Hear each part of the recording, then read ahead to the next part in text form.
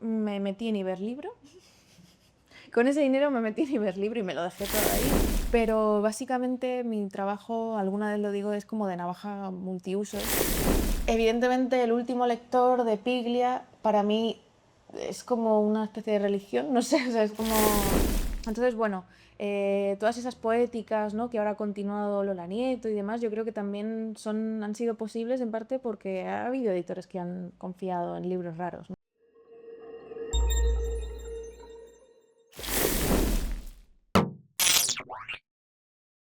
Bueno, Luna, muchas gracias por invitarnos aquí a tu casita, por aceptar esta charlita y este espacio de conversación. Hemos empezado estas entrevistas o estos espacios epicantianos porque desde hace ya unos mesecitos, Raúl y yo hemos empezado como una conversación sobre edición, sobre lectura, también tangencialmente, ¿no?, sobre escritura. Y bueno, una pregunta que siempre está por ahí flotando, ¿no?, y que es vertebral a todas las conversaciones, es la cuestión de a dónde recurrir para encontrar nuevas voces, antiguas voces, voces que ya existen, está todo bien, pero voces, ¿no? Entonces, bueno, eso a lo que, a falta de un término mejor, podríamos llamar olfato. Bien. Estos espacios de alguna manera cambian, se transforman, aparecen nuevos. Nosotros normalmente hablamos con pena y como si se tratara de un duelo de la muerte de Twitter, ¿no? Porque podemos decir que ha muerto, lo que hay ahora no tiene nada que ver con ese espacio de conversación, de proliferación de ideas, de literatura también. Bueno, diría que, bueno, creo que no exageramos si decimos que eres una de las lectoras que mejor ha sabido como rastrear los espacios donde, o al menos que ha tenido el interés y la curiosidad de ir localizando estos espacios donde se daban las conversaciones, donde las voces empezaban a escribir o dar sus primeros pasos. Y cuando no lo sabía, pues también te has animado a crear estos espacios para darles cabida, ¿no? Entonces, como parece ser que el tema de la conversación podría ser el olfato, em, la primera pregunta quizá podría ser cómo empieza ese olfato Sí. a afinarse en la infancia o quizá en relación con los libros de la propia casa. Sí. Ostras.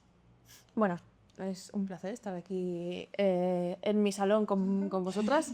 Es un salón que normalmente es muy solitario y está todo en silencio, ya sea porque mi hijo está con sus cosas y yo estoy con la escritura o con la lectura.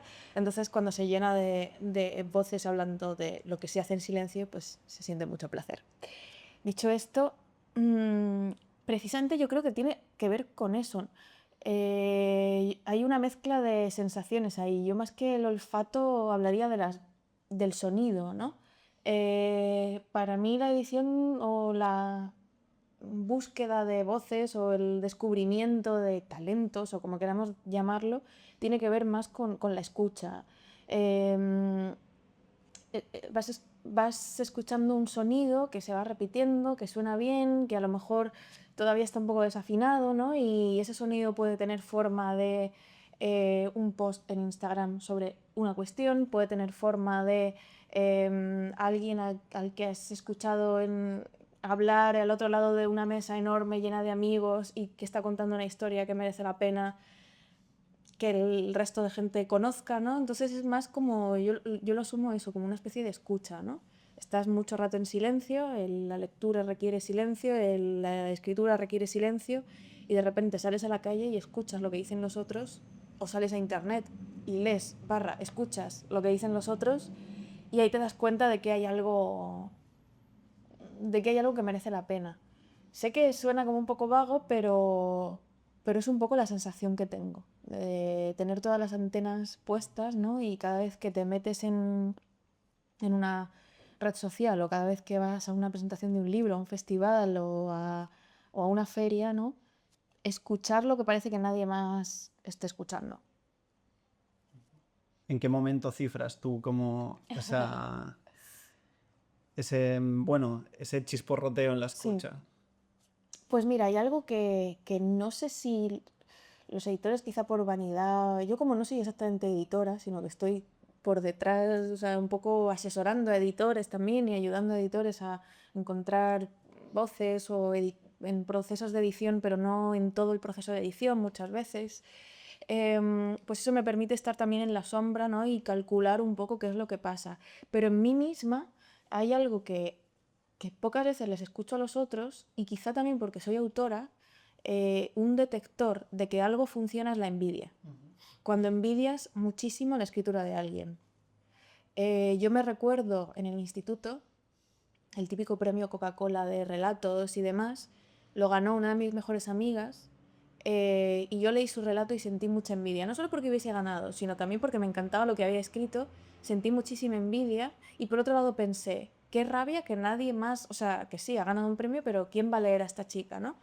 Y entonces, al tiempo, nos vimos a nosotros mismos haciendo un fanzine en el instituto para leernos entre todos, ¿no? Y también con esa idea de, jope, si yo he sentido envidia, este sentimiento tan aparentemente feo, aunque yo adoro la envidia precisamente por lo bueno que puede traer después, si yo he sentido envidia de ella, otros compañeros a lo mejor también la han sentido y la van a odiar, pero a lo mejor tenemos que leernos entre todos, ¿no? Entonces así nació, por ejemplo, pues mi primer impulso, ¿no? De querer crear un espacio en el que todos nos pudiéramos leer a todos, ¿no? Y no hay autor o autora con el que yo haya trabajado del que no haya sentido una pizca de envidia de ojalá yo hubiese podido hacer eso. Pero como no lo hago, pero al mismo tiempo estoy en un lugar privilegiado, pues voy a hacer lo posible para que la gente lea esto, ¿no? Entonces, ese sonido tiene que ver con la envidia. ¿Y cuándo aparece Internet en esta búsqueda? Sí. Pues mira, me hace gracia porque, pues yo qué sé, vosotros sois más jóvenes que yo, pero hubo un momento en el que no había Facebook y hubo un momento en el que los blogs tampoco se leían tanto. Usábamos Fotolog, usábamos MySpace, usábamos como Life Journal, o sea, usábamos unas cosas terroríficas, ¿no? Por ejemplo, el Fotolog solo te dejaba poner una foto y un texto al día, ni siquiera podías estar tú ahí todo el día metido, ¿no? Sino que además, creo que si lo borrabas luego ya no te dejaba volver a publicar, ¿no? Era una cosa como tremenda. Entonces, en esa época, yo me acuerdo de que mi interés también era volcar esas cosas que habíamos hecho en papel también en internet, ¿no? Y de repente, claro, no sé si tiene que ver también con que yo crecí en una ciudad muy pequeña, en la que era también muy difícil pues acceder a ciertos libros y acceder a cierta cultura que era la que yo creía que me podía interesar.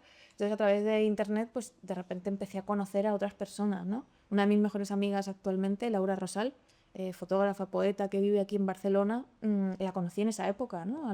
Cuando todavía estás en el instituto y de repente te encuentras con un blog de una chica que sube poemitas y sube fotos y habla de libélulas, ¿sabes? O sea, y de repente pues esa persona me ha acompañado en libros, me ha acompañado en vida y sigue siendo alguien que está ahí, ¿no?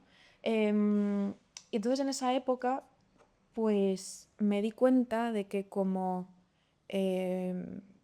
pues internet al final era gratis y me permitía reunir textos como yo quisiera, pues estuve abriendo varios blogs. Uno se llamaba El Bote de Colón, por la canción de Alaska, no sé. Quiero ser un bote de Colón, no sé por qué, llamé así a uno de mis primeros espacios, luego Huella Indeleble, o sea, como que espacios como muy raros, con nombres muy raros, en los que yo simplemente tenía un mail en el que la gente mandaba textos y lo que me gustaba lo publicaba. Esto también te hace ganar enemigos, porque hay cosas que no te gustan, no las publicas y entonces la gente pues también te puede odiar un poco, ¿no? Pero claro, es una chavala de 16 años desde Almería, con un bote de Colón en el que con un blog de Blogspot de color marrón o vete tú a saber y tampoco te crees importante para nada, porque no eres importante. Pero la gente de repente, el hecho de que haya mucha gente publicando en un sitio, como que parece que ahí está pasando algo y quieren participar.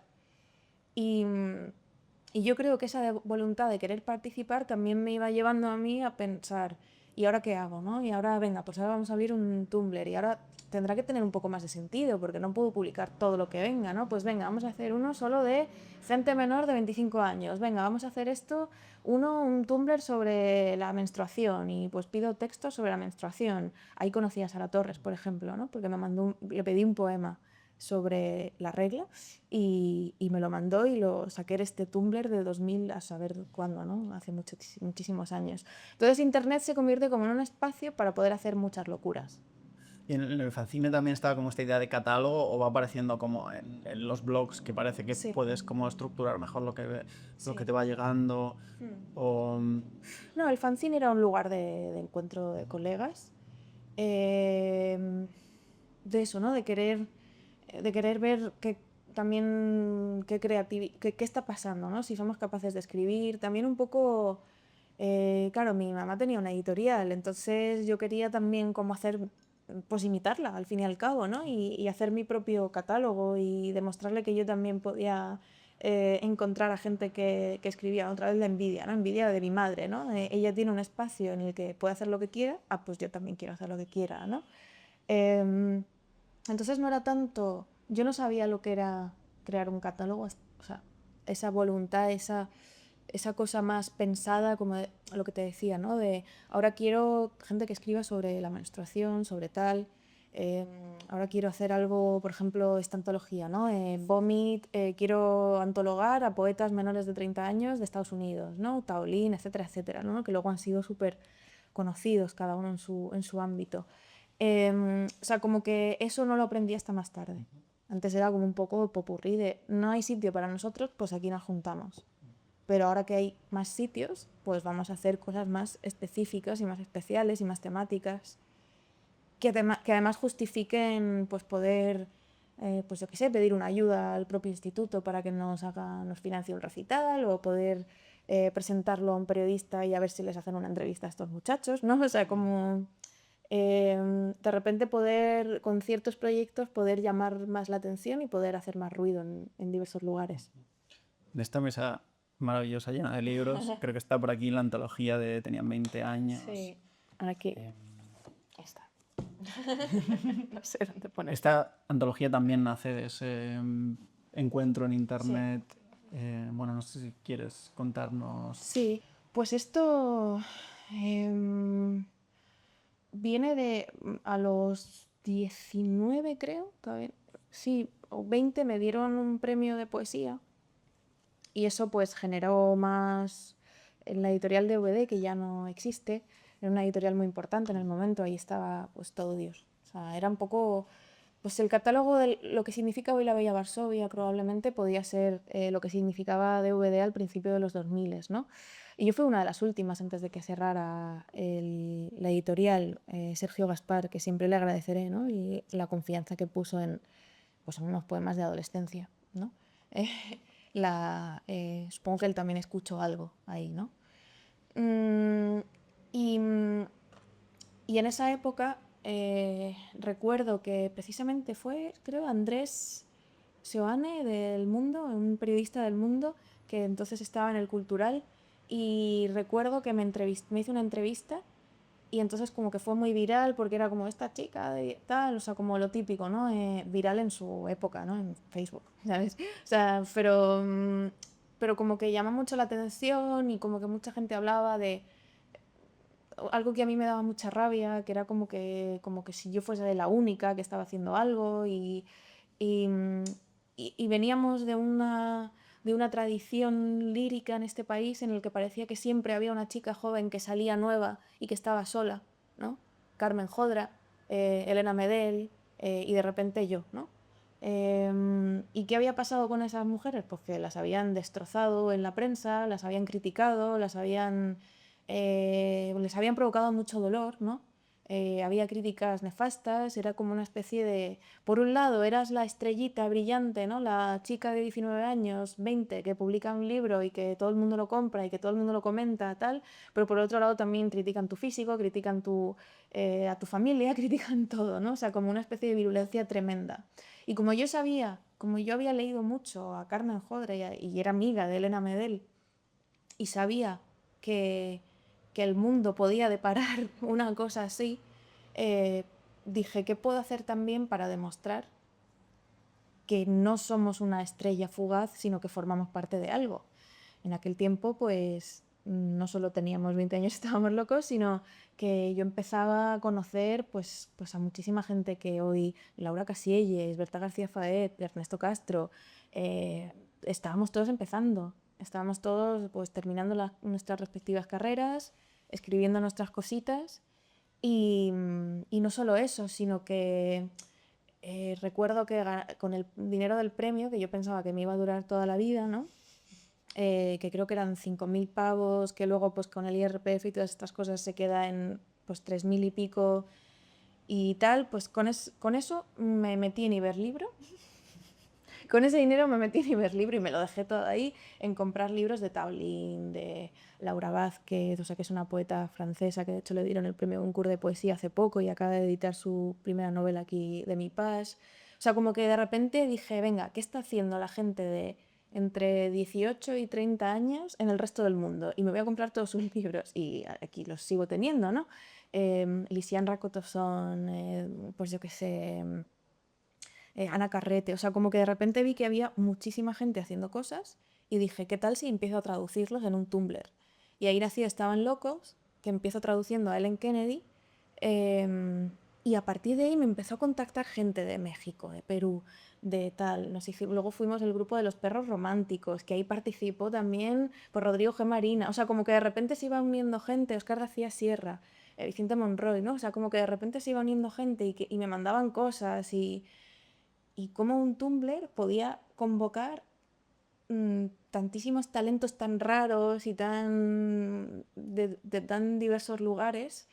La gente se me ofrecía para traducir a poetas de Rusia, de no sé dónde, ¿no? Y de repente era como, yo creo que hasta se los inventaban, ¿no? O sea, que no podían existir tantos poetas, ¿no? Y de ese Tumblr hablé con Elena. Justo ella no tenía ni distribución ni nada, era una editorial muy pequeñita, la Bella Varsovia, y me dijo, vamos a empezar con una distribuidora, así que si quieres podemos hacer esta antología que tú me has propuesto y que sea como también el lanzamiento un poco de la editorial a lo grande, ¿no? Vamos a sacar 1.000 ejemplares, ¿sabéis? En plan, 1.000 ejemplares de algo de poesía, ¿no? Creo que lleva llegó a 2 o 3 ediciones, ¿no? Y así nació la antología, que claro, ahí viene el problema. En internet todo cabe, pero aquí había que elegir. Y también recuerdo llevarme grandes disgustos con personas, pues porque me parecía que sus obras no eran tan representativas o que todavía no había cuajado o que entre dos poetas que escribían algo muy similar, pues tenías que acabar eligiendo, ¿no? Y eso fue un proceso un poco más doloroso, pero ya es donde tienes que afinar ese oído. Ya no es solo el oído, ahora tienes que afinar también qué es lo que crees que va a sobrevivir y que va a llegar más adelante, ¿no? Y qué es lo que crees que tiene que estar representando al resto de toda esa marea de voces. Y así nace. Contexto 15M, contexto... Es decir, que era un momento post-crisis de 2008, o sea, como que había cosas muy interesantes pasando además. Bueno, la siguiente pregunta, un poco en esta línea del oído, ¿en qué momento se profesionaliza el oído, ¿no? O cómo llegas, Sí. no sé si son los primeros pasos a Penguin o que también si te apetece hablarnos un poco de los primeros libros que hiciste también Sí. con la editorial de Sí. tu madre. Pues yo llego a Random House en 2011, precisamente, y llego como becaria para Claudio López de Madrid. Él es mi guía espiritual, él es como pues un hombre muy importante en el mundo de la edición, muy querido y muy odiado, depende de a quién le preguntes, ¿no? Y fue, pues precisamente ese dinero del que os he hablado no me duró tanto como yo pensaba y dije, mierda, tengo que encontrar trabajo, o sea, hay que encontrar un trabajo. Y el periodismo, yo estaba estudiando periodismo que no me interesaba para nada, yo había colaborado en público, había hecho algunas cosas y lo que hice fue mandar el currículum a Random, o sea, Mondadori entonces, eh, y me contestaron y me dijeron que sí, Claudio pues había seguido lo que habíamos hecho con Tenían 20, me conocía pues de haber leído alguna cosa sobre mí en la prensa y demás y pensó, pues esta chica parece que tiene ojo, ¿no? Y mi trabajo como becaria no era pegar sobres ni hacer solo informes cada día de cosas como más mecánicas, sino que desde el principio él me pedía que le contara qué estaba haciendo la gente nueva, porque eran cosas a las que él pensaba que no podía llegar, ¿no? Y creo que desde entonces mi trabajo ha sido ese. O sea, desde los 20 años, desde los 21 que cumplí nada más llegar, mi trabajo sigue siendo contarle a los editores que están en una oficina lo que ellos no pueden ver precisamente por estar en esa oficina, ¿no? Y lo que no pueden ver porque no forma parte pues de un sistema de agentes literarios, de un sistema de traducciones, bueno, ¿no? Lo que no llega a Frankfurt, lo que no llega a los scouts más especializados, ¿no? Y así fue como se profesionalizó, casi por casualidad, ¿no? O sea, un poco invertir esa bola de adivinación que yo tenía en mi casa, llevarla un poco más allá, ¿no? Y sacarla también de todo lo que a mí personalmente más me emocionaba, ¿no? Que esto es una cosa que dice también mucho María Fasce, ¿no? Que es mi editora y mi jefa actualmente, que es que el catálogo de un editor no es solo lo que le gusta, sino, o sea, no puede ser solo lo que a él le gusta como lector, ¿no? Y eso lo aprendí pues trabajando, directamente trabajando. Ahí dejé la carrera, me dediqué simplemente a trabajar pues como freelance para Penguin Random House. Luego di unos vuelcos por Playground, que me sirvió mucho también, ¿no? Porque ahí con Eudal Espluga y con Jaime Martínez en Playground Books hacíamos lo que nos daba la gana y publicábamos textos de otros también. Intentamos que un medio viral tuviera literatura.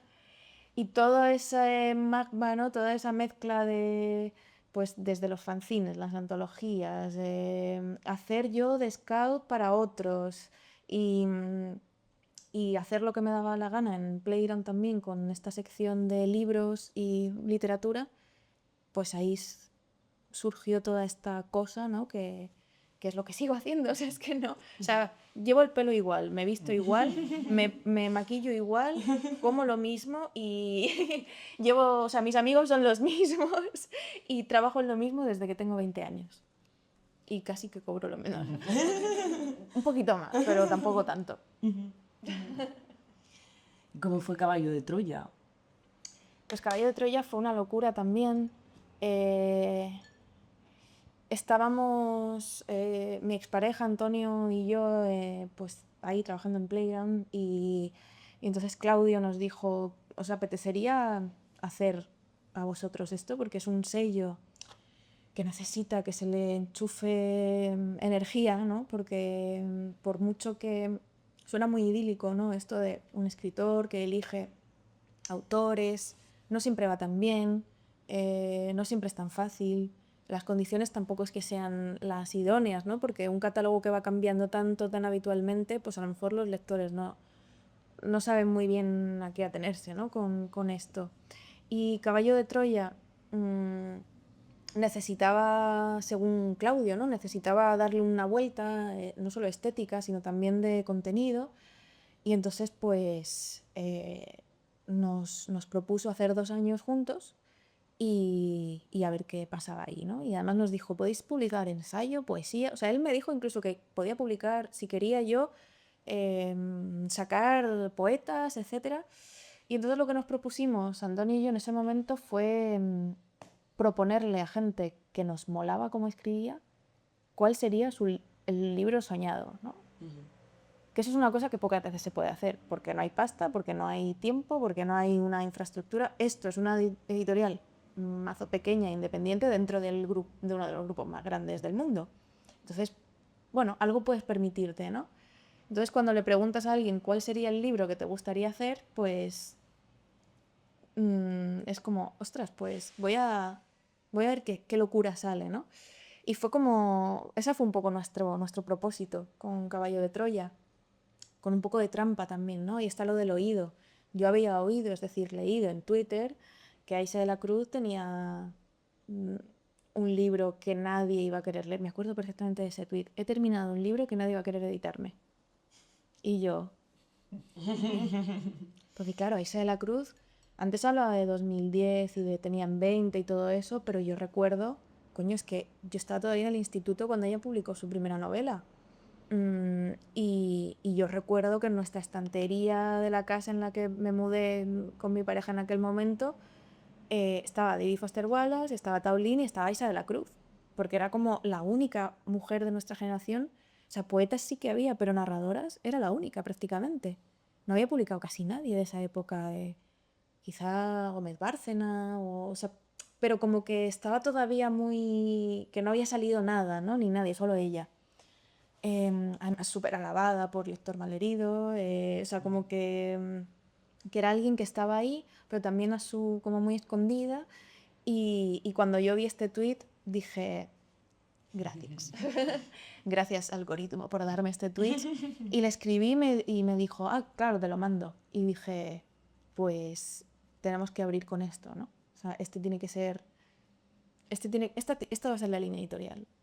O sea, la línea editorial no la marcó nuestra voluntad, sino el primer libro que leímos y que decidimos que esa punquería que tenía ahí Aisha, esa cosa del yo también, que no estaba tan explorada, esto lo cerramos en 2018. En ese momento, la autoficción como la entendemos ahora, más memorística, más combativa, tampoco era tan evidente, ¿no?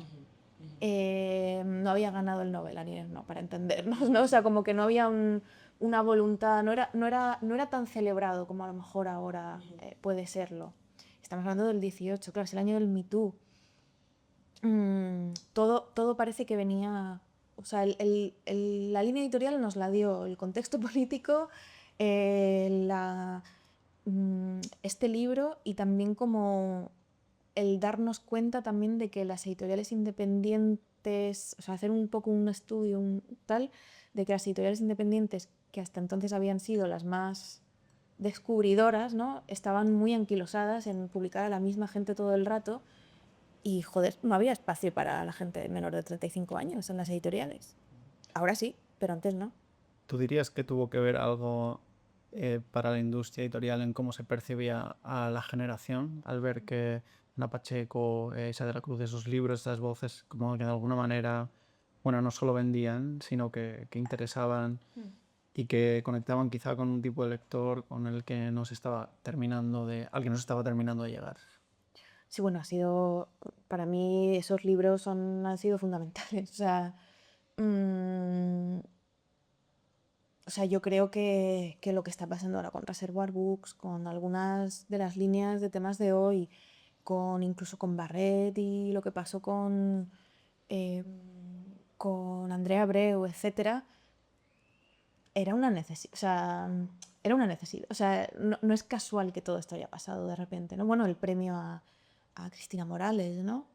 Que nuevamente Cristina, o sea, yo recuerdo mucho cuando Lectura Fácil gana el Nacional y esa sensación de todas pensábamos que lo habíamos ganado nosotras. O sea, quiero decir, era una sensación como de, hostia, este premio en realidad, o sea, estoy tan contenta que lo siento como si yo me lo hubiesen dado. O sea, era como una sensación compartida, ¿no? De felicidad absoluta también por una voluntad y un juego y una cabronería y un divertirse con la literatura, ¿no?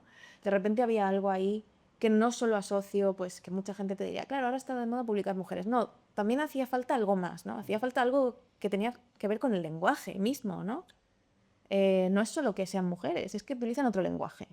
Y que también lo están utilizando otros chicos. Ahí están pues, otros tantos autores, ¿no? Ahora mismo pues no entenderíamos el último año editorial sin Luis Mario o ahora sin lo que está pasando con Ángelo, etcétera. O sea, como que hay algo más allá, ¿no?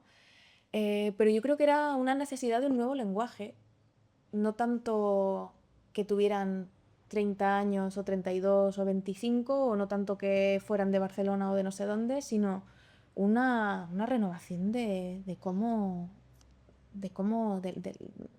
no sé, algo más experimental, algo más divertido, donde el humor esté presente. Es más, es una revolución del lenguaje que de cualquier otra cuestión. La hibridación, la autotoría, el humor que dices, Sí. ¿no? También, evidentemente, en clave generacional. La destrucción de los géneros también, ¿no? Para mí uno de los momentos también clave es Eli. O sea, cuando teníamos que hacer el segundo año de Caballo de Troya y que claro, o sea, son 12 libros en total. Yo recuerdo que Elizabeth Duval la conocí pues, también por alguna red social o algo así, en Playground hicimos un 8M, una antología de poesía trans, que en aquel momento pues también recibimos muchos palos porque ¿qué haces publicando a mujeres trans un 8 de marzo? Digo, perdón. Hicimos una antología con poemas de Alana Portero y de Elizabeth Duval y, y cuando empecé a hablar con ella en ese momento dije, ostras, yo creo que esta chica, más allá del género, ella solo publicaba poesía en aquel momento y colaboraba, tenía un Tumblr, ¿no? El que también, o un Medium, no sé, alguna plataforma en donde publicaba ella sus poemas, y de repente vi que tenía algunos textos de crítica también, y fue un poco la pregunta. Me habían invitado a una cosa en París, ella justo empezaba la carrera, y le dije, oye, ¿cuál sería tu libro, tu primer libro soñado? Si tuvieras, o sea, si alguien te dice a tus 17 años tenía, que cuál sería el primer libro que te gustaría publicar, ¿qué sería, no? Y entonces me empezó a contar pues que ella estaba en contra precisamente de la autoficción y de tal, ¿no? Y le dije, ¿y por qué no empiezas un diario de tu escritura, o sea, de tu vida como estudiante en París, estudiante de filosofía, y a ver qué sale de ahí, ¿no? Y esto fue en octubre, y me acuerdo que fue en diciembre porque yo estaba volviendo de la FIL de Guadalajara en el 19 y me había mandado un libro terminado. Y digo, pero, o sea, no. O sea, no sé, pasaron como 5 meses, ¿no? Y de repente había un libro. Y toda su teoría, pues toda esta parte que tiene contra Polio Preciado, toda su teoría incluso contra la línea editorial que estábamos marcando con Aisha de la Cruz y con otras autoras. Es decir, que había ya una autocrítica y una crítica a su generación o a los coletazos, porque ella es del 2000, ¿no? Y estas otras autoras son del finales de los 80, pero que había como una autocrítica también, ¿no? Y digo, joder, qué inteligente es esta persona. Pues evidentemente tiene que ser también nuestra apuesta, ¿no? Para este segundo año de Caballo de Troya, con la mala suerte de que salió el mismo día que empezó la pandemia, pero bueno, estas cosas no se pueden prever. Bueno, pues el otro día estuvimos leyendo una entrevista que le hicieron a María Fasce en la que hablaba de su equipo y hablaba de ti como editora at large. No sé muy bien cómo se pronuncia, pero nos entendemos. ¿Qué es una editora at large? ¿Qué haces? ¿Cómo es en el fondo tu etapa ahora mismo, ¿no? Trabajando con Penguin? Pues no tengo ni idea de cómo se define. Normalmente eso es lo que cuando un editor se jubila en Estados Unidos o en el mundo anglosajón y se queda como medio como de supervisor, como todavía proponiendo cosas y tal, pues se dice que es editor at large, ¿no? O eso es lo que me han contado. Tampoco conozco tanto ese término, ¿no? Pero básicamente mi trabajo, alguna vez lo digo, es como de navaja multiusos.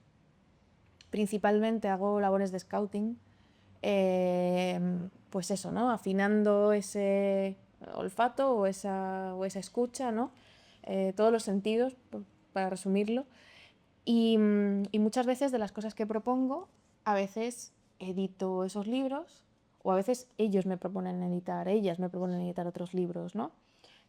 Pues participar en distintos procesos de, yo qué sé, de los escorpiones, o de repente pues participar a lo mejor en ayudando a la promoción de un libro de una autora joven.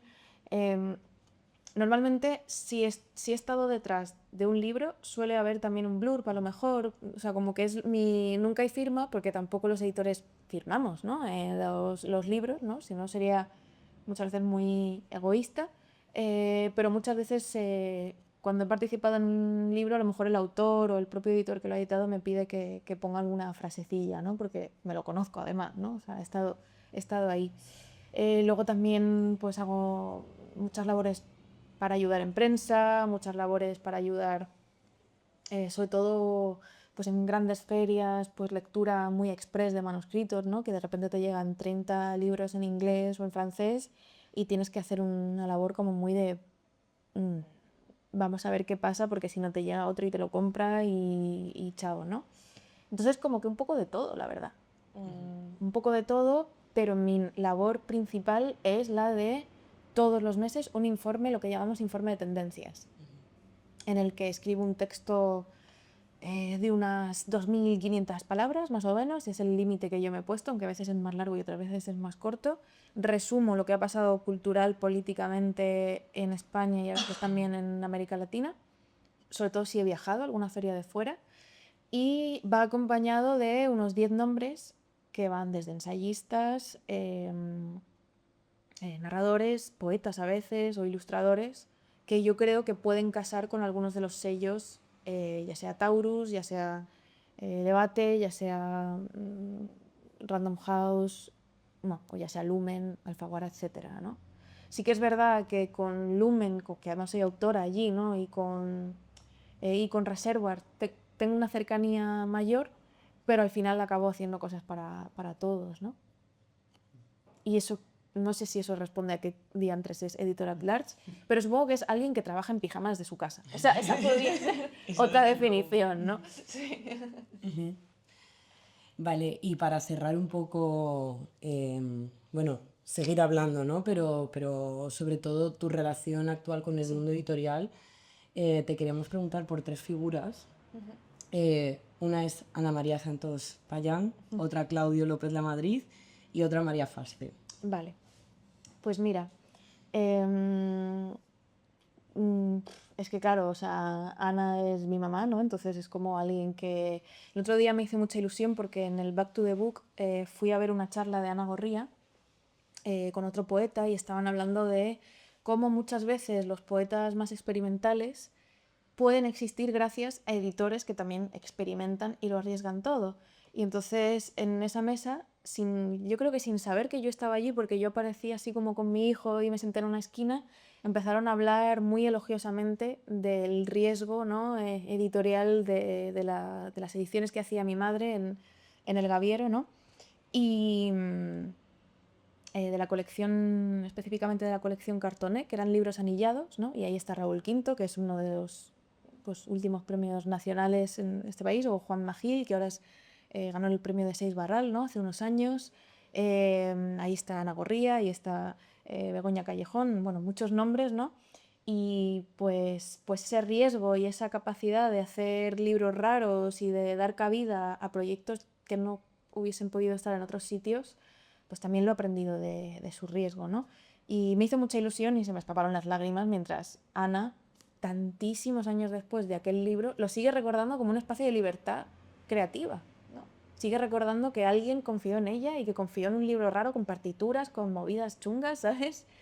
Y también pienso, jope, poéticas como la de Lola Nieto, como la de... O sea, Lola Nieto, de hecho, iba a ser autora del Gaviero, lo que pasa es que cuando mi madre murió y yo estaba embarazada y tal, tuve que tomar la dolorosa decisión de abandonar ese proyecto porque, uno, no era mío, y dos, o sea, yo, por mucho que yo fuera su hija, ¿no? La vida no me daba para hacer las locuras que ella hacía, ni la vida ni el dinero, ¿no? Entonces, porque esa es otra cosa, ¿no? Son editores, estos editores independientes, tipo La Uña Rota, ¿no? Que lo ponen todo, ¿no? Y pues yo en ese momento no podía ponerlo todo. Entonces, bueno, todas esas poéticas, ¿no? Que ahora ha continuado Lola Nieto y demás, yo creo que también han sido posibles en parte porque ha habido editores que han confiado en libros raros, ¿no? Tú mismo. Y nada, pues Claudio, pues la persona más divertida que he conocido en mi vida. Su mayor consejo fue cásate muchas veces, cosa que voy a hacer. Al menos 2, al menos 2 veces, no sé si llega una tercera, pero fue un consejo que él me dio, yo creo que también como metáfora, ¿no? De que también hay que ser un poco promiscuo con el amor editorial, ¿no? No puedes, a veces tus autores se van y entonces pues esos amores que parecen para toda la vida, ¿no? Pues yo qué sé, o sea, Aisha sí que se ha quedado en Alfaguara, ¿no? Y pues puedo seguir teniendo una relación también con ella, aunque yo no edite sus nuevos libros, pero pues otros autores se han ido a otros sellos y no pasa nada, ¿no? Hay que dejar ese poliamor literario, tiene que estar ahí, ¿no? Y Claudio también, pues es quien me ha dado la oportunidad de trabajar y y la libertad también de no tener que terminar una carrera que no me estaba gustando nada y de la que no estaba aprendiendo nada y de la que no había salido nada bueno, y la libertad también de tener un trabajo y de aprender trabajando, como en la antigua usanza, ¿no? Es decir, yo siento que para mí esas prácticas con él fueron mi formación profesional, literalmente. Em, y con respecto a María, pues también pues le debo muchísimo, ¿no? Es mi editora, entonces eso también es raro porque no solo es mi jefa, sino que es quien me edita. Y para mí es como una figura materna también bastante importante que aúna las excentricidades de Claudio y las excentricidades de mi madre, ¿no? Entonces, para mí es como mi madre argentina, por así decirlo también, ¿no? Y se fía mucho de mí. Y eso, un mundo de envidias en el que se piensa mucho también en la venta y en el éxito y tal, alguien que se fíe de mis pequeñas locuras también está muy bien. Y gracias a que se ha fiado de mí, pues han salido, yo las llamo las Saras, por ejemplo, ¿no? Recuerdo muy bien cuando le hablé por primera vez de Sara Torres y recuerdo cómo se lo apuntó en su cuaderno, ¿no? En plan, Sara, o sea, en plan como, sí, sí, sí, qué interesante esta mujer, ¿no? O cuando Sara Barquinero nos mandó su primera novela para Caballo de Troya, que claro, las novelas de Sara Barquinero son así, los libros de Caballo de Troya son así, yo no podía publicarla, pero yo sabía que esa mujer tenía que encontrar un lugar, ¿no? Y, y que con esas intuiciones María las escuche y me haga caso, para mí es genial, ¿no? Entonces sí, son tres figuras increíbles.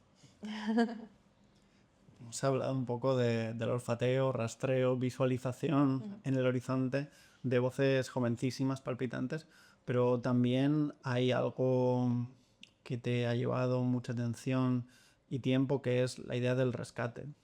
Sí.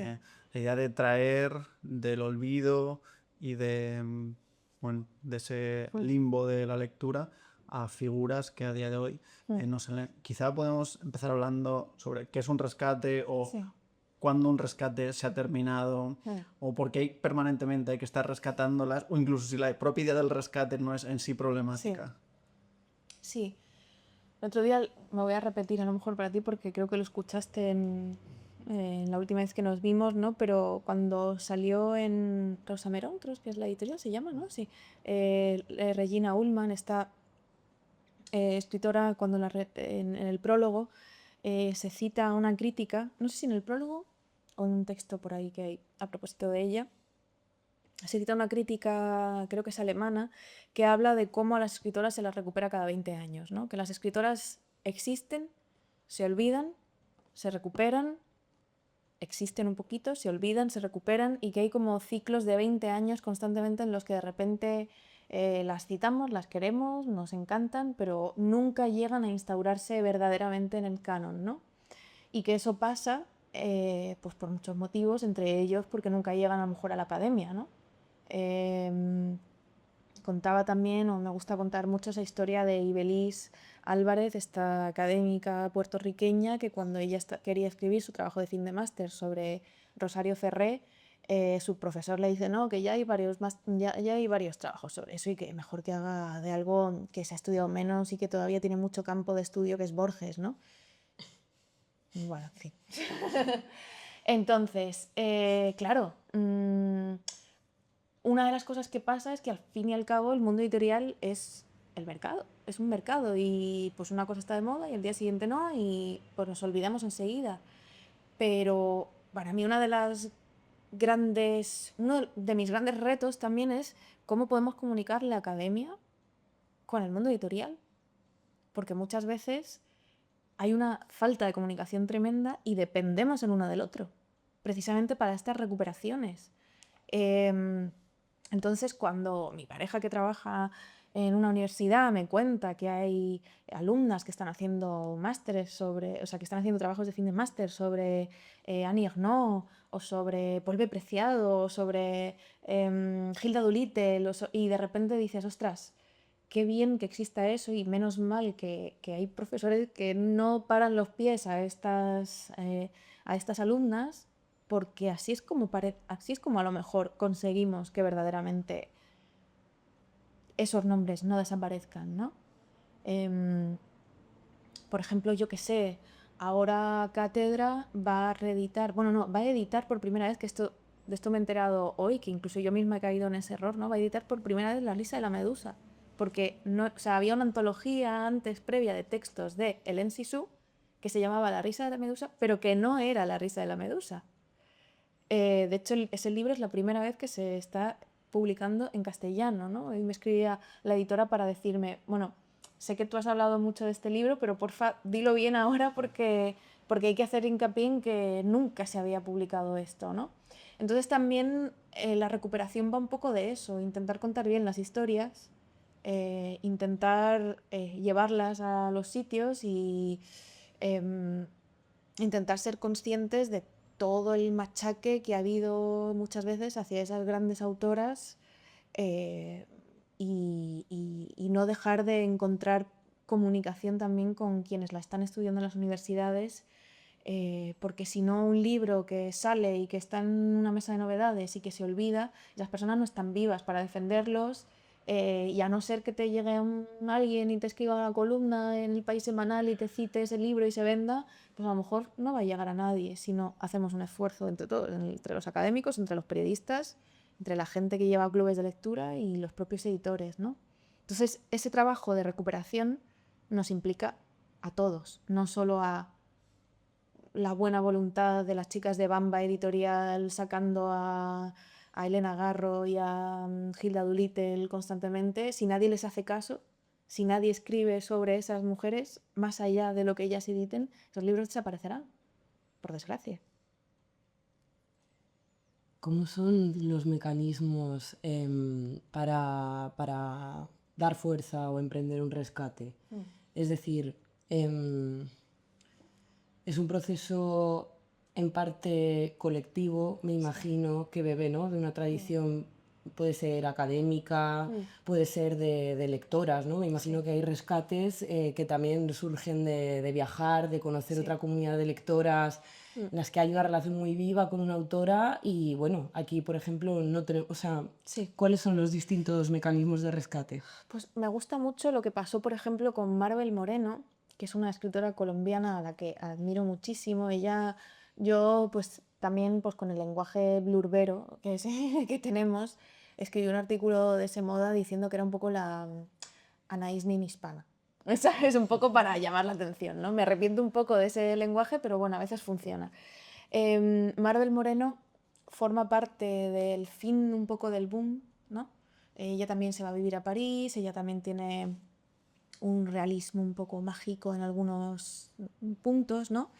Y la recuperación de una de sus grandes novelas, El tiempo de las Amazonas, vino de una manifestación. En una feria del libro de Barranquilla, que es su ciudad natal, hicieron un homenaje por el X aniversario de su muerte o de su nacimiento, no recuerdo bien ahora, y en la mesa de conversación estaba su exmarido, su exnovio, un señor y un no sé cuántos. O sea, ninguna lectora y nadie de quienes la están estudiando en Colombia, ¿no? O fuera de Colombia, o ninguna editora, nada, ¿no?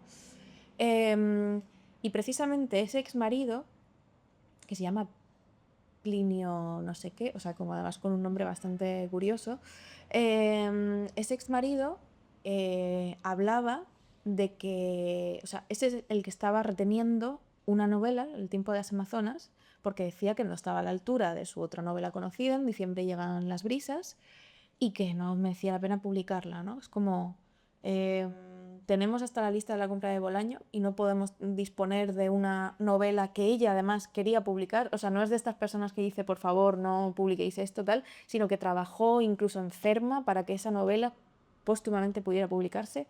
Claro, como es una novela que critica mucho al macho y critica mucho al escritor macho colombiano y probablemente Plinio se vio ahí reflejado, pues dijo, esto fuera, ¿no? Entonces, en ese acto llegaron un montón de chicas de la universidad con camisetas que ponía El tiempo de las Amazonas y empezaron a gritar y a manifestarse y a corear, ¿no? Bueno, ha llegado el tiempo de las Amazonas, ¿no? Entonces, claro, esa recuperación, o sea, ahí ya, pues Alfaguara, que es la editorial que allí publica todo Marvel Moreno, pues se metieron, se remangaron, ¿no? Y dijeron, venga, vamos a hablar con la familia, porque verdaderamente es el momento, ¿no? O sea, no podemos no hacer caso a sus lectoras, ¿no? Que son las que saben, además, que esto existe y debe seguir existiendo, ¿no? Y por fin el libro salió. Entonces, bueno, pues esa es una recuperación forzosa, ¿no? O sea, a la fuerza, ¿no? Que a través de una manifestación llegó a su espacio, ¿no? Ahora creo que va a haber varios homenajes también aquí en Barcelona, Maribel Moreno. Entonces, bueno, poco a poco quizá empecemos a leerlo un poquito más, gracias también a todas esas chicas que se hicieron camisetas. Pero bueno, va por muchos caminos, ¿no? A veces de repente pues he escuchado historias, ¿no? De quien de repente pues está leyendo la correspondencia de Rilke y vio que se escribía con una tía y es como, ¿quién era esta tipa? Y de repente descubres que es una poeta y dices, ostras, vamos a ver si esto puede ir más allá. O de repente ves que alguien cita a alguien y sale por ahí, o de repente a lo mejor es que va con el sentir de la época. Simone Weil llevaba editada completamente muchísimo tiempo en Trota y ahora es como que todo el mundo, o sea, ahora hay ediciones más baratas en otras editoriales y demás, pero ha sido también un boom un poco, también que en esta vuelta un poco quizá de lo espiritual también, o esta reflexión también sobre la fe y sobre el arraigo y sobre la nostalgia y sobre muchas cuestiones. Simone Weil ha vuelto a importar en todas partes, ¿no? Entonces que a veces una recuperación es volver a mirar lo que ya está editado, ¿no? Simone Weil estaba con su obra completa editada, pero no se leía tanto, ¿no? Entonces, bueno, hay muchos caminos y todos son frustrantes. En tu último libro, en Incensurable, perdón, cuando...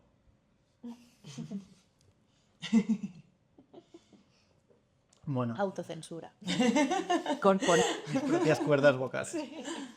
En tu último libro, en Incensurable, digamos, uno de los temas que atraviesan el libro, entre otros muchos, es este, ¿no? Uh-huh. De hecho, casi que la trama principalmente es cómo Lolita de Nabokov, después de haber desaparecido mágicamente del mundo, casi como vuelve a través de justo conversaciones, después del sexo, después de beber, pero sobre todo en relación con otros libros, cómo el texto va apareciendo, ¿no? También está esta idea como de la desaparición casi como un gesto mágico, tú lo dices, ¿no? Como si Hermione agitara la varita y hubiera desaparecido el libro. El obliviate, ¿no? Efectivamente. Y de la obliteratura, ¿no?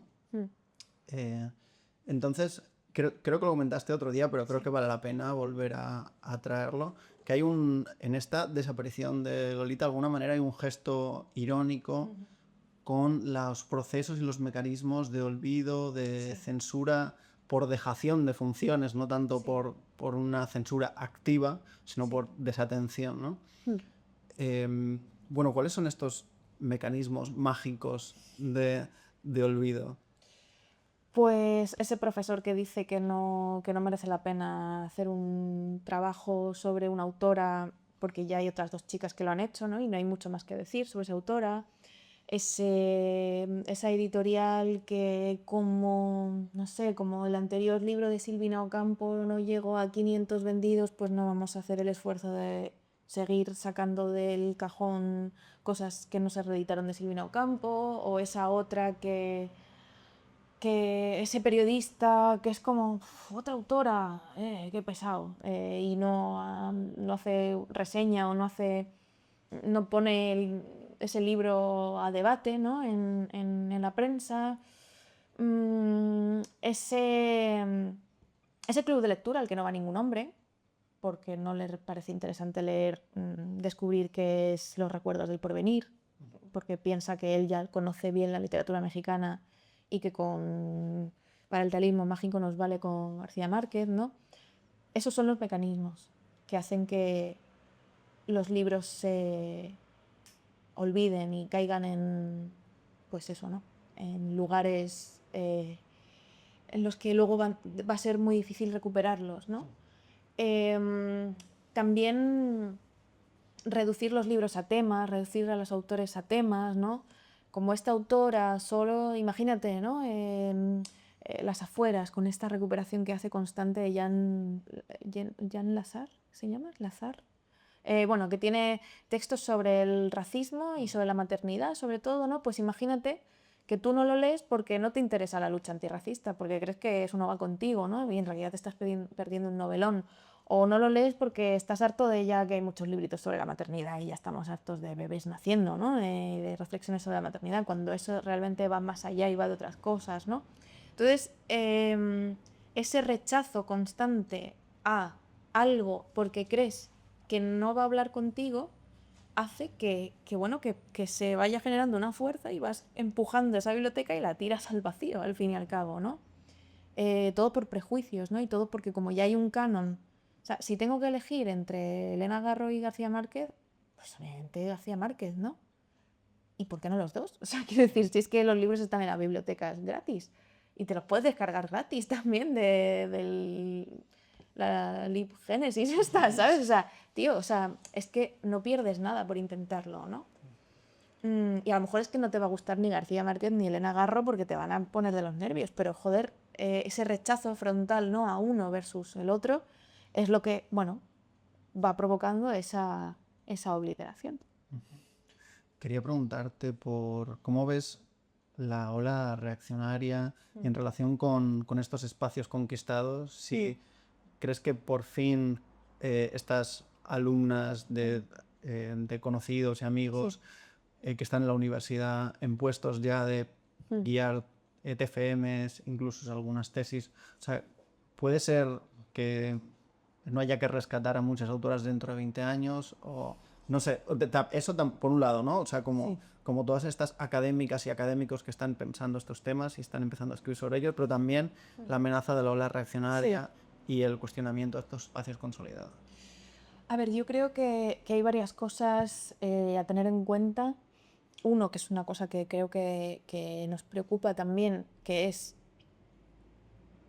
la convivencia de distintas estilos, de épocas, etcétera. Es decir, que leer a unos no signifique borrar a otros, porque también te encuentras también a gente que por leer a Nier no se va a leer a Ricardo Piglia, por ejemplo, ¿no? Quiero decir que una de las cosas que creo que hay que trabajar contra esa ola reaccionaria es ese o una cosa o la otra. Yo creo que lo reaccionario también es esa cosa de o eres una cosa o eres la otra, no puedes ser muchas a la vez, ¿no?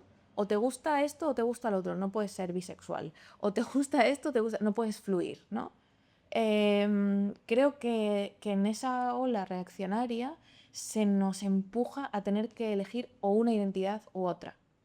No solo a borrar determinadas estéticas y maneras de pensar, sino a tener que elegir o esto o otro y ya no hay más, ¿no? O eres de este bando o eres de este otro. Entonces, lo que a mí me preocupa, lo que a mí me gustaría es que poder trabajar con las lectoras nuevas y con las viejas y con todas, ¿no? Para que esa pluralidad siga primando, ¿no? Y siga existiendo. Que no nos perdamos, que no tengamos por qué perdernos tantas cosas, que no tengamos por qué prohibirnos tantas cosas, ¿no? Y que Dostoyevsky pueda convivir con, yo qué sé, con Anais Nin, ¿sabes? Y que leer a uno no sea poner en peligro la existencia del otro, ¿no? Que parece que es lo que se nos ha dicho, ¿no? Que o lees una cosa o lees la otra, pero todo no, ¿no? Y yo creo que la gente más joven ahora está leyendo cómic, manga, está leyendo ciencia ficción, está leyendo ensayo. Entonces ahora hay un caldo de cultivo ahí muy interesante que es lo que tenemos que seguir, creo que guardando, ¿no? Que pueda haber muchas más cosas y que en los catálogos editoriales quepan todas esas posibilidades, ¿no? Porque también tendemos a querer copiar lo que ha tenido éxito y entonces como que todo se vuelve un poco parecido, ¿no? Entonces hay que luchar un poco también contra eso, ¿no? Contra esas fórmulas. Y yo no sé qué pasará dentro de 20 años, pero sospecho que sí, que tendremos que seguir recuperando, siempre se tiene que seguir recuperando, ¿no? Y a lo mejor a quien hay que recuperar dentro de 20 años es yo qué sé, a Josep Pla, y a lo mejor hay que recuperar a un no sé qué, o a lo mejor o a lo mejor no hay que recuperar nada y hay que recuperar a la gente joven porque a lo mejor la gente joven no está publicando. O sea, antes partíamos de que en 2010 nadie menor de 35 años publicaba un libro, nadie menor de 40 años publicaba un libro, ¿no? Es decir, que también cada lucha se irá viendo, pero yo creo que siempre teniendo ese foco, ¿no? De cuantas más posibilidades haya, mejor.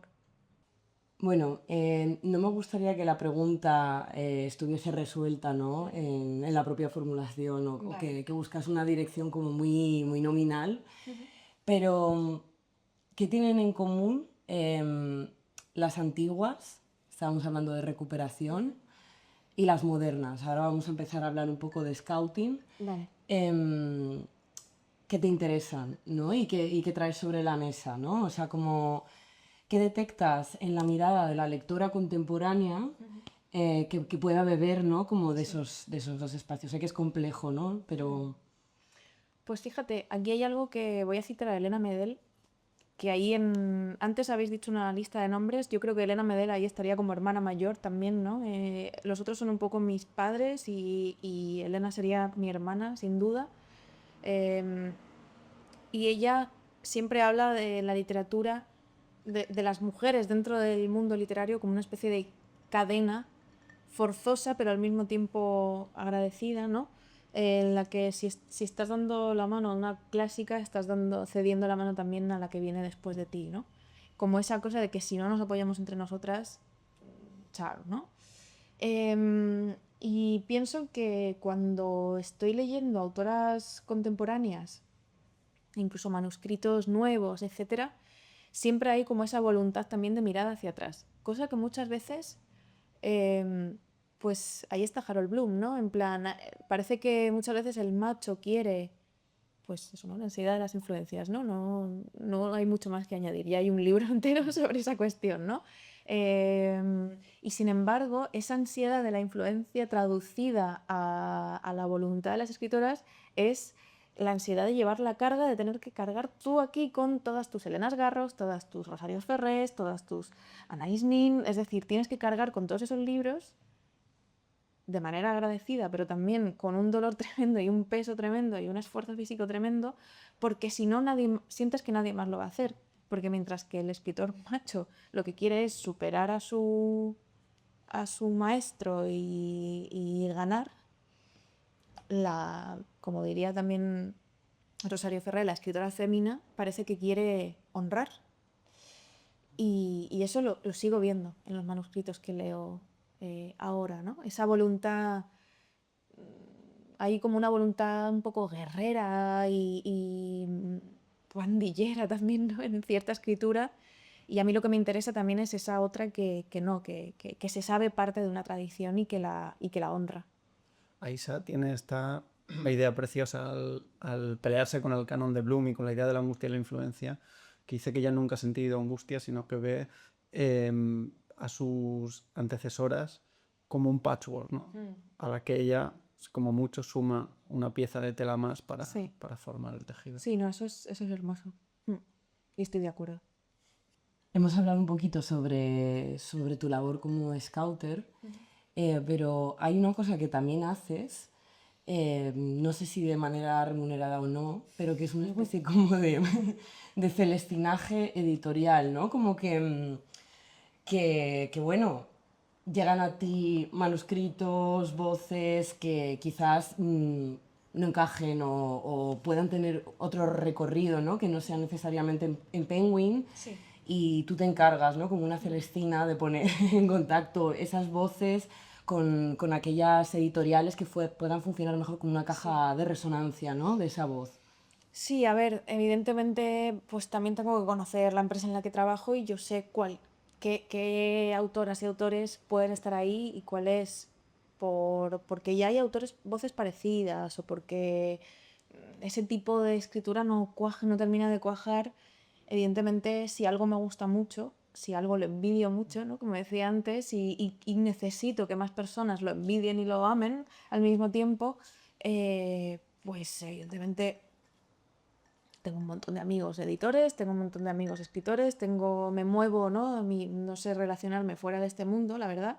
Entonces no me cuesta nada como decir, ostras, pues, ¿por qué no le mandas esto a tal o, o a ti mismo, ¿no? O sea, es decir, que yo también soy autora, entonces yo también como autora de ciertos catálogos sé lo que cabe en ese catálogo o lo que podría ampliar ese catálogo también, ¿no? Entonces es como si alguien me dice que está escribiendo un ensayo raro sobre no sé qué tema, yo le voy a decir, mándaselo a Raúl, porque en debate a lo mejor el tipo de escritura y el tipo de temas que predominan son otros, ¿no? Entonces como que eso no es remunerado, pero tampoco es necesario, o sea, es natural, es decir, es como hay que poner en contacto a la gente que sabes que va a poder crear cosas, ¿no? Y creo que eso es algo que hacemos, si nos dedicamos a esto, pasa naturalmente, ¿no? No sé cómo os conocisteis vosotros, pero entiendo que ahí también hay una red de contactos de conocidos que dicen, ostras, pues vais a trabajar bien juntos, ¿no? Y eso es lo bueno, que también, aunque las redes sociales pueden ser muy perversas, también como a veces facilitan ese encontrar unas dinámicas que pueden hacer que dos personas que a lo mejor no se iban a conocer de repente acaben trabajando en proyectos juntas. Ahora que hablas justo de Internet y las redes sociales, ha aparecido al principio de la conversación, ¿cómo ha ido cambiando tu relación con Internet, con las redes? No solo como scouter necesariamente o como escuchadora de voces, sino también tu presencia como autora o como amiga o como... Sí, pues aunque parezca que no, siento que cada vez las uso menos. Me da vergüenza usarlas porque creo que ya hay un poco que decir. O sea, siento que yo, por ejemplo, me causa mucho estrés y admiración, pero sobre todo estrés, por ejemplo, unas redes sociales como las de Sabina Urraca, que está constantemente escribiendo textos muy interesantes, como pequeñas columnas de opinión en cada post. Y antes a lo mejor yo tenía la fuerza de hacer eso, pero ahora ya no. Me siento expuesta de una manera en la que creo que todo lo que yo pueda decir en redes sociales no tiene ningún interés. Mm, Me mandan las editoriales libros y a veces te dicen, por favor, sácalo en redes, porque si no, no vamos a vender. Y es como, es que no dependéis de que yo lo saque. O sea, dependéis del que a los libreros les apetezca venderlo, que a los lectores les apetezca tal. Pero como que de repente se ha vuelto un lugar un poco hostil. Ahora se me ha salvado un poco con Substack, que estoy encantadísima, y Rosalía se ha abierto en Substack y es maravilloso su primer texto, entonces estoy muy contenta como lectora de que eso exista. Pero como que me da la sensación de que yo ya pinto poco en redes sociales. O sea, como que las quiero seguir usando como cuando tenía Fotolog a los 13 años, que es subiendo fotos y ya está. ¿Y crees que pintas poco porque tu vida ha cambiado, tú has cambiado? ¿O crees que que puedes pintar poco porque han cambiado las redes sociales? Es decir, creo que también ha habido un cambio muy grande en los últimos 4 años, ¿no? Sí. En la que las dinámicas relacionales, las posibilidades de los textos, ¿no? Han cambiado mucho. Sí, sí, aparte, por ejemplo, yo en mis redes recomiendo libros, ¿no? Muchas veces. Y mi recomendación nunca ha pasado por explicarte de qué va el libro, tal, es simplemente, genuinamente, porque me apetece, subo una foto del libro que estoy leyendo y me está gustando, o que me parece interesante, o creo que, o incluso porque me parece que hace un sol bonito ese día y estoy leyendo un libro hermoso o feo, pero que todo cuadra, ¿no? Es decir, que no hay una voluntad. O sea, ahora, por ejemplo, perdón porque estoy cogiendo esto, pero yo no puedo... pues coño, no sé qué, no sé cuántos. No es por burlarme de la gente que hace eso, pero es que yo no sé. Ni sé ni puedo. Perdona, por he jodido muchísimo el sonido de... Habrá valido la pena. ¿Sabes? O sea, yo no puedo ponerlo en el lápiz o en un tenedor o hacer algo súper bonito porque no me sale hablar a la cámara. En la pandemia me hice unos vídeos para YouTube leyendo a Annie Ernaux, pues ok, pero de eso para mí hace 1000 años, ¿no? Y y al fin y al cabo YouTube es como una caja llena de mierda, entonces como que todo desaparece enseguida, pero en Instagram yo no me veo a mí misma hablando a cámara, no me veo a mí misma utilizando ese lenguaje de TikTok para el que yo ya estoy vieja y ahí ya es mi hijo el que en todo caso controla y sabe, ¿no? Pero no me veo ahí, no sé hacerlo, no puedo hacerlo, no me gusta hacerlo, me da vergüenza y, y por suerte hay espacios ahora en los que la escritura vuelve a tener sentido, ¿no?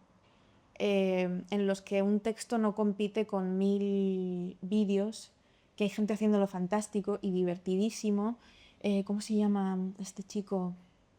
Bueno, o Estrella también, Estrella Alonso se llama, ¿no? Un chico con gafas también, o sea, hay como una... Pérez. Sí, pues hay gente haciendo cosas divertidas, bueno, me está sonando la tripa, hay gente haciendo cosas divertidísimas, recomendando un montón de lecturas a las que de otra forma yo tampoco llegaría. Mucho caja negra, mucho, o sea, como que de repente también ves ahí un tipo además de libros que antes no tenían prescriptores en redes, ¿no? Y que de repente lo tienen, ¿no? Entonces me da la sensación de que yo ahí soy espectadora, no puedo participar. Y también pasa una cosa, que esto me di cuenta cuando publiqué mi primera novela, que llega un momento en el que tú ya no eres alguien que recomienda libros, eres autor. Y entonces no puedes seguir participando de una red social que es una comunidad de lectores como si solo fueses lector, porque van a pasar cosas feas también, te vas a sentir mal, vas a ver cosas que no querías ver, la gente vas a tener que conversar también de una manera en la que se mezclan muchas cuestiones y supongo que en mis redes sociales en todo caso soy autora. ¿Y crees que, o sea, como scouter, que en algún momento has tenido, creo, ¿no? Raíces en las cositas que se hacían, ¿no? En espacios digitales, ¿cómo de disponibles siguen estando esas bellas raíces? ¿Crees que es más difícil acceder a ellas? No exactamente, también hay mucho engaño, ¿no? Es decir, que alguien hable bien de libros no quiere decir que vaya a escribir bien, o que alguien haya publicado un post muy bonito no quiere decir que eso dé para libro. Em, a veces hay que ir más allá, ¿no? O sea, muchas veces yo veo sellos pues que publican, cuando alguien, yo qué sé, ha publicado 3 viñetas chulas, ya se han montado un libro de cómic, ¿no? Se queja la tripa, ¿no? Pero quiero decir que eso ha pasado mucho, ¿no? Sobre todo, ahora no tanto, pero cuántas imitaciones de Flavita Banana ha habido, ¿no? De alguien que petó que se viralizó una viñetita y entonces de repente parecía que era alguien de la talla de otra persona que lleva toda su puta vida trabajando una línea gráfica muy determinada y muy reconocible, ¿no? Entonces como que muchas veces internet engaña en ese sentido, ¿no? Y a veces pues eso creo que pasó sobre todo con la poesía, ¿no? Que los poetuiteros, toda esta cuestión, que eso ya también ha bajado, es decir, que eso fue un boom en un momento y ahora creo que nadie, pues sí que hay algunas firmas que siguen ahí, pero nadie está viendo a ver cuál es el poeta viral del que hay que reunir 4 textos, ¿no? Entonces, todas las cosas porque ahora sabemos que muchas veces son las inteligencias artificiales las que hacen esos textos, ¿no? Entonces, como que precisamente en un momento en el que todo el mundo puede publicar un texto bien redactado porque te lo ha hecho ChatGPT, pues el reto es más, otra vez, el lenguaje. Otra vez la experimentación con el lenguaje, otra vez ver hasta dónde pueden llegar, qué proyectos raros y especiales pueden salir en un momento en el que todo está tan estandarizado y todo el mundo puede escribir su entrada de Substack sobre amo a mi abuela, hoy he cumplido 30 años, tal, no sé cuántos. O sea, como que todo el mundo puede hacer lo mismo y bien hecho, pues entonces cuando todo el mundo puede hacer lo mismo más o menos bien hecho, merece la pena buscar un poco más allá. ¿Quién se atreve a hacer otra cosa más allá de lo bien hecho? ¿No? ¿Quién se atreve a hacer algo mal? ¿No? ¿Quién se atreve a hacer algo feo? ¿Quién se atreve a hacer algo que no brille tanto, que no tenga las letras perfectas, que no tenga la duración perfecta, el post o el vídeo, lo que sea, ¿no? Y para mí ese es el reto.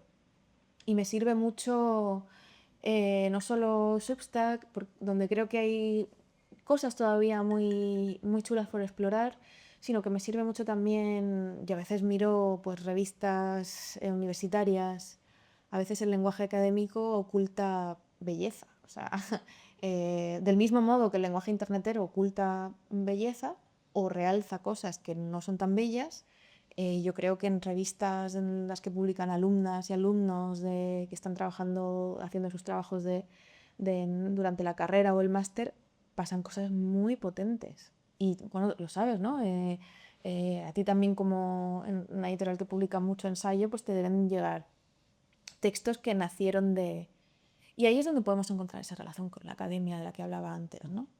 Que creo que está tan poco explorada, ¿no? Parece que los académicos solo publican textos académicos en sellos académicos y que no se pueda hacer literatura a partir de ahí. Mucha gente además que viene del mundo de la academia harto o encorsetado en la prosa académica, que quiere explorar la investigación desde otro lenguaje y desde otras posibilidades. Que la literatura, la hibridación de géneros, esta cosa liminal entre varias formas de escritura le permite, ¿no? Sí, y con el periodismo pasa un poco parecido, ¿no? Mucha gente, pues a mí me encanta, pues yo qué sé, yo siempre sueño con un libro de Lorena G. Maldonado. O sea, ¿qué debe ser un ensayo sobre ser estupendo, ¿no? O sea, ella siempre tiene esta teoría de la autenticidad, ¿no? Que ella detesta a los famosos, que no, cuando hace entrevistas y tal, el tema de la autenticidad siempre está ahí, ¿no? Yo me imagino cómo será un libro de Lorena G. Maldonado sobre la autenticidad, ¿no? Una teoría de la autenticidad, ¿no? Un elogio de la autenticidad, yo qué sé. Pero como que de repente también lo mismo que pasa en la academia pasa en el mundo del periodismo, ¿no? Que sí que es verdad que venimos de una época en la que mucho columnistas, bueno, pues yo qué sé, podríamos decir que Javois, Caparrós, Derriero, etcétera, son como grandes voces del momento que vienen del periodismo. Pues yo creo que todavía hay mucho ahí, ¿no? O una Beatriz Serrano, que ya venía de BuzzFeed, ¿no? Es decir, que ya venía de un lenguaje de 5 gatitos que te sorprenderán. Y de repente es bestseller esta semana, no sé si en el New York Times, con una novela sobre la ansiedad, ¿no? En cierto modo.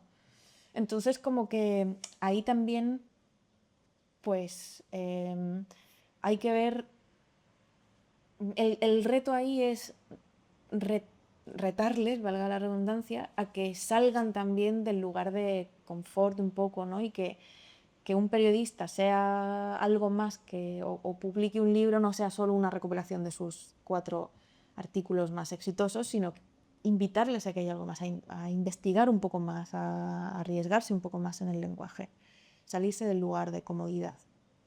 Has hablado justo hace un minuto de la confluencia de distintas facetas.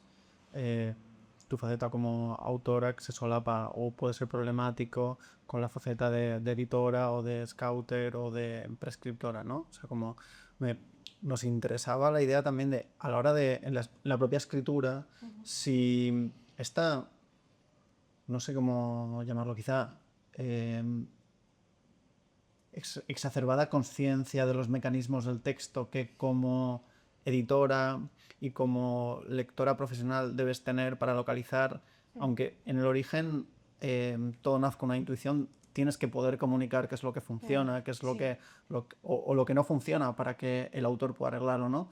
Esta conciencia o conocimiento de los mecanismos del texto de alguna manera se da la vuelta y afecta en la escritura, lo extraña de alguna manera, te ayuda, te molesta. Bueno, ¿cuál es esta relación o solapamiento? Sí, a veces es odioso ser autora, porque sabes que no llegas a lo que tú le pedirías a otra persona. Sabes que lo que te interesa a ti podría no interesarle absolutamente a nadie. Que hace otra vez uno hablando de Nabokov, ¿sabes? Pues al final es lo que me gusta. ¿Sabes? Quiero decir que también tienes... O sea, me gusta porque al final soy la contradicción pura, en cierto modo. Y me gusta como autora poder seguir haciendo lo que me dé la gana. No hay otra cosa. O sea, todos esos otros lugares a los que sé que yo no puedo llegar porque yo no sé hacer una novela, no sé si convencional, pero una novela, yo no sé hacer Los Escorpiones, yo no sé hacer Cambiar de idea, yo no sé hacer Poscoño, yo no sé hacer Reina, yo no sé hacer Olor a hormiga, yo no sé hacer muchas cosas, Entonces, pues voy a intentar hacer lo que me apetezca, ¿no?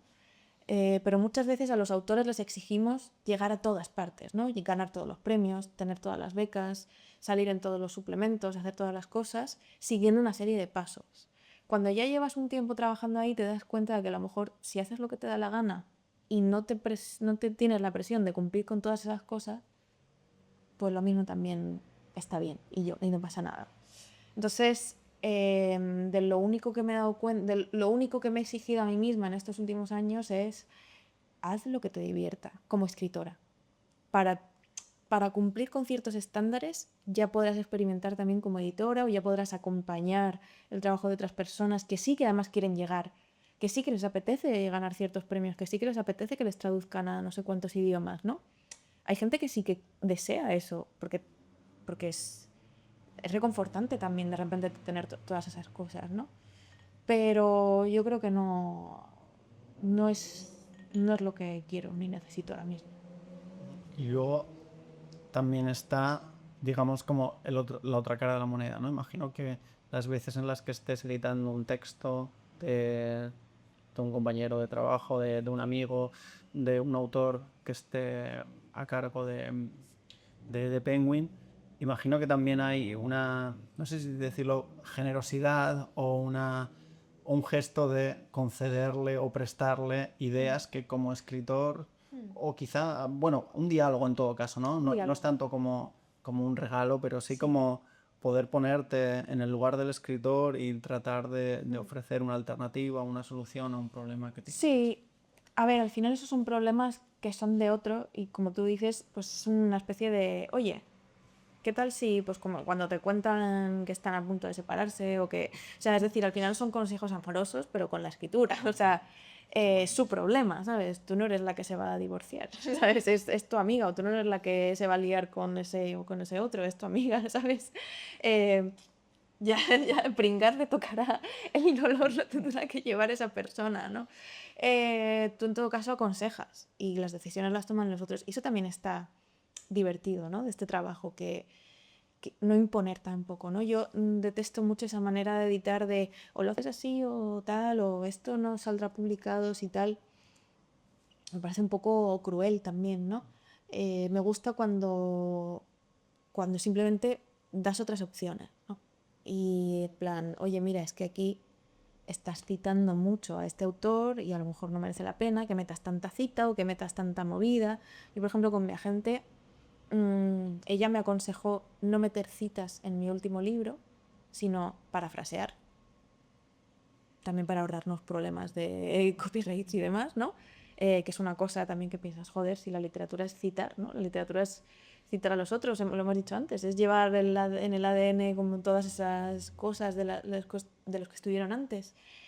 Pero me pareció bien porque eso le dio a mi personaje que al fin y al cabo está haciendo una conferencia, ¿no? Es una representación de una conferencia, le dio su propia voz, porque ya no era yo como ensayista citando, sino yo creando un personaje que recuerda una cita, ¿no? Y pensé, gracias a Dios que está esta persona que me ha dicho, María Cardona, ¿no? Que me ha dicho que tengo que trabajarlo así para que el texto fluya, ¿no? Y me lo explicó también, además, que tenía que hacerle caso.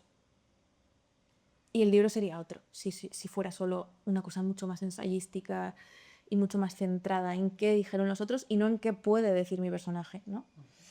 Entonces, si yo consigo que mi vida sea dar esos sabios consejos a los demás, pues estaré contentísima, porque al final el trabajo de un editor también es eso, ¿no? Dar sabios consejos. De la misma manera, lectura y escritura se funden. Sí.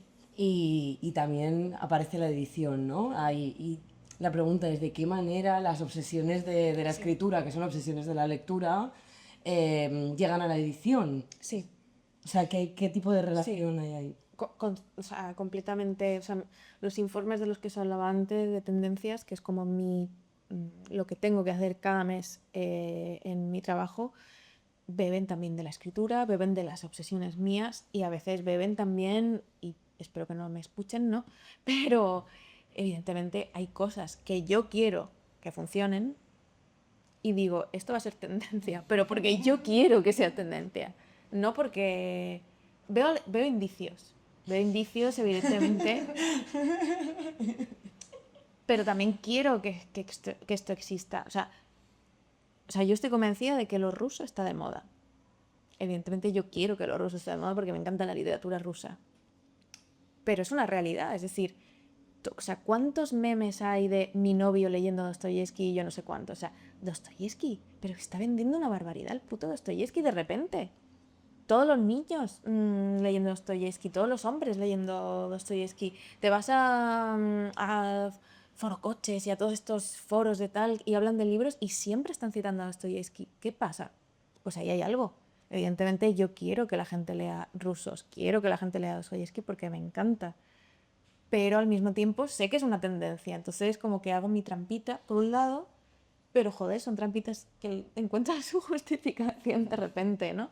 Y eso hace que sea muy placentero también trabajar porque al final es tu obsesión y entonces pues vas a hacer todo lo posible para que todo se mezcle, ¿no? En mi club de lectura, por ejemplo, muchas veces las lecturas que tengo son cosas que sé que yo quiero trabajar en el futuro o que tienen que ver con lo que estoy trabajando y entonces involucras a 30 personas a leer contigo algo que en realidad un poco egoísta porque es algo que a ti te apetece mucho leer, pero joder, esa gente si quiere acompañarte y quiere estar contigo y quiere aprender de eso, pues yo encantada, ¿no? Y si encima lo que aprendo en el club de lectura, luego de repente se me ocurren ideas, que eso alimenta mis informes de tendencias, que muchas veces pasa, muchas alumnas, muchas chicas de mi club de lectura, pues luego han publicado libros o forman parte incluso del catálogo, ¿no? de algunos de estos sellos de los que hemos estado hablando, pues eso ya es maravilloso, ¿no? Porque ahí se mezcla todo. La cosa es no salir de casa y seguir en pijama. Y llegar a todo en pijama. Vale, una pregunta casi burocrática. Vale. ¿Cómo es un día tuyo? ¿Qué haces? ¿A qué hora te levantas? ¿Qué comes? ¿Cuándo te vas a dormir? Esto es una fijación de María muy fuerte en las últimas semanas. Es que depende mucho. Depende de si estoy con mi hijo o si no. Y depende de si estoy en Madrid o si estoy aquí. Y depende si aquí está mi pareja o no. Entonces, si estoy sola, me levanto lo más tarde posible. Si estoy acompañada, me levanto muy pronto. Porque preparo el desayuno, llevo al niño al cole, hago cosas y estoy todo el día currando por la mañana en la editorial. Y a partir de ya de por la tarde ya empiezo con lo mío. Y entonces ya por la tarde pues puede ser el club de lectura, pueden ser mis lecturas, puede ser también salir a hablar con amigas porque hay que a veces soltar, ¿no? Puede ser viajar también. Pero suele ser por la mañana edición, por la tarde lectura y por la noche escritura. Más o menos. Y también depende de la época del año. A mí me gusta escribir en invierno sobre todo. Entonces en verano es más lectura. Bueno, ya para ir terminando, Luna, no sé, entre toda esta mesa, quizá, si quisieras señalar o mencionar o contar como la historia de 3 libros en los que tú hayas participado, hayas recomendado, de los que te sientas especialmente orgullosa. Han salido ya muchos, pero bueno, quizá podamos en esta fase final comentar otros pocos más. Pues a ver, por ir hacia atrás, este libro raro, esto es un poemario. Este salió en El Gaviero. Es un autor mexicano que me escribió en la época de tenían 20 años y estaban locos para mandarme sus poemas. Me mandó un poema que es una especie de canto generacional hermoso. David Mesa es muy heredero de Raúl Zurita y de una tradición de poema largo en América Latina, ¿no? Y demás. Y entonces me dijo que su poemario tenía como 500 páginas y que bueno, que lo estaba escribiendo. Y yo se lo propuse a mi madre. Ella me dijo que le encantaba el autor, que quería publicarlo por partes, ¿no? Que iba a hacer como 3 o 4 libros hasta poder publicar El sueño de Vishnu entero. Y entonces yo cuando mamá murió, pues lo que hice fue decir, venga, no puedo cerrar esta editorial sin que salgan todo El sueño de Vishnu entero Así que pues aquí lo hicimos, salieron no sé cuántos ejemplares, lo pondrá por aquí. Este es el número 87 de unos 400, eso, 44, 333, no me acuerdo exactamente. Conseguimos traer al autor a España, era la primera vez que viajaba al extranjero y fue curioso, divertido, raro y maravilloso. Y el libro es una locura inencontrable, la verdad. No se ha vuelto a reeditar, creo que ahora lo van a reeditar en México, ojalá. Para ser más breve, pues un libro que me llegó por email fue Olor a hormiga de Julia Perot, que ha sido un éxito, la verdad, y ella es maravillosa y ahora por suerte también buena amiga, ¿no? Esto que decíamos de que a veces los autores se convierten en amigos. Julia tenía muchas dudas porque ella había publicado su poesía, pero quería encontrar una editorial con la que trabajar la narrativa. Y antes de que este libro sucediera y encontrara su lugar, pues tuvimos varias reuniones y conversaciones para redirigir un poco el texto. A veces también eso, ¿no? A veces amigos o conocidos me mandan manuscritos y yo les digo, a ver, antes de mandarlo a una editorial, intenta pues corregir esto, tal, porque más o menos tengo conciencia de qué es en lo que sé que un editor se puede fijar y, y enamorar, aquello de lo que se puede enamorar. Y con ella pues trabajamos eso, un poco la forma y demás, y creo bueno, que el resultado luego, la edición con Berta Pallés, ha sido bestial y el libro es muy divertido bueno, y terrible. Y no sé, por ejemplo, Charo Lagares es quizá yo no he sido la persona, o sea, no me considero ni scout, o sea, mi participación aquí ha sido puramente como editora, estuvimos trabajando el texto juntas mucho tiempo. Hay varias voces en el texto y una de ellas es un monólogo interior de una madre pija sevillana de unos 50 y muchos, ¿no? 60 años. Y entonces era un reto también como escribir una novela que tiene tres voces narrativas distintas. Y fue María Faste quien me dijo, creo que juntas vais a trabajar bien, así que métete de lleno en esta novela. Y Charo yo la conocía como periodista, ella trabaja ahora en El Mundo, creo, y antes estaba no recuerdo qué revista femenina de moda trabajando, y la verdad es que no podemos ser más distintas, estéticamente, literariamente, ¿no? Pero para mí fue increíble esta historia, trabajarla con ella, y creo que fue el primer libro que edité sin que viniera de mí, sin que viniera una autora que yo hubiese trabajado antes o conocido antes. Entonces, es una historia que recomiendo muchísimo. Mundo pijerío andaluz en Madrid, pachalecos, cortijos, fiestas en cortijos, tal, como un mundo pijo maravillosamente tratado. Y claro, ya viene del mundo de la moda también, entonces describe la ropa, describe los olores, describe las texturas de una manera fantástica. Nos apetecía mucho en estas conversaciones ir haciendo una pequeña biblioteca epicantiana. Entonces te queríamos preguntar si podrías hablarnos de algún libro fetiche. A ver, yo creo que el libro de mi vida seguramente sea el libro de Monel, de Marcel Schwab. No sé fetiche en qué sentido también, ¿no? O sea, pero es un libro que heredé de mi madre me lo recomendó y tengo su edición de Hyperion súper bonita y preciosa, luego lo traduje para Demi Page, hice mi propia traducción de ese libro.